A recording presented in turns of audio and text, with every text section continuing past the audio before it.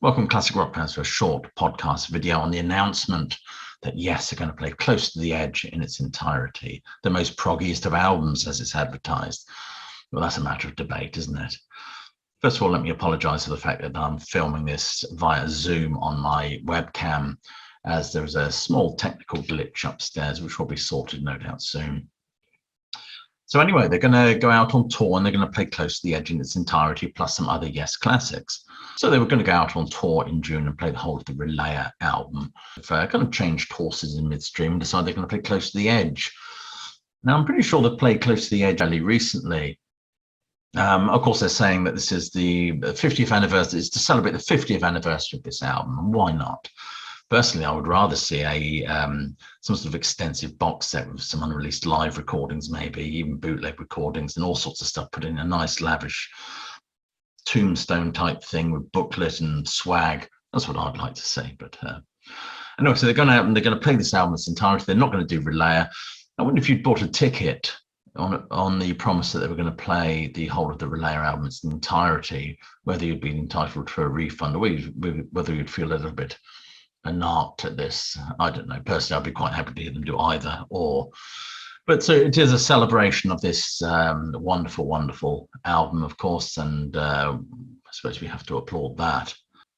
Of course, this particular can that is this tour has been kicked up the road a few times already due to the pandemic.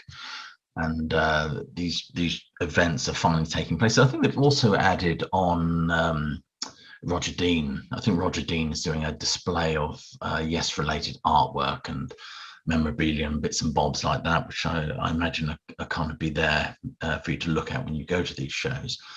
Maybe they're just desperate to get bums on seats, possibly. Which, taking nothing away from Yes, I think that's a problem a lot of people will suffer from at the moment. I've ummed and ahed about getting a ticket for this show.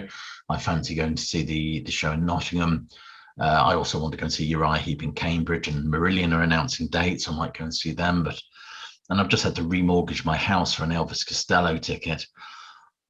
But I suppose the reason I'm hanging or holding back on buying more tickets is because of this anticipation of this economic tsunami that's about to hit, so especially the UK and Europe, I think, and wondering whether or not it's indeed wise to shell out money on concert tickets when we might have to think about I don't know, using one of our smallest children as a cheap alternative to turkey this Christmas, possibly.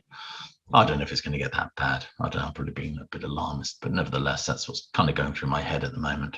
Anyway, if I may read to you from the Classic Rock website what it says about the Close to the Edge announcement. It also says the show will comprise full production and high definition video wall directed by Roger Dean, who will also be joining the tour with an exhibition of Yes-related art.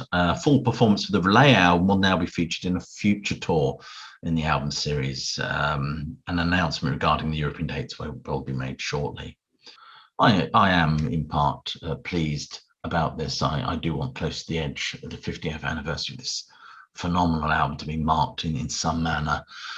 But as I said, I was kind of hoping for that Tombstone box set to come out. I'm sure there must be some live stuff in the vault, or even not in the vault really, which could be dusted off, cleaned up and stuck out there. It's debatable as to whether or not you consider Close to the Edge to be the finest Yes albums. I mean, to me, I tend to flip-flop between that one and Topographic Oceans, although these days I'm coming around to the idea that Close to the Edge is slightly better. I mean, there are times I think with Topographic Oceans that I just feel they could do a bit of a trim here and there, to be honest with you.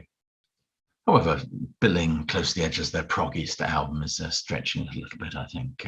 Incredibly economical and well-balanced album, it certainly is, and it is very, very progressive, the epitome of progressive rock in many respects.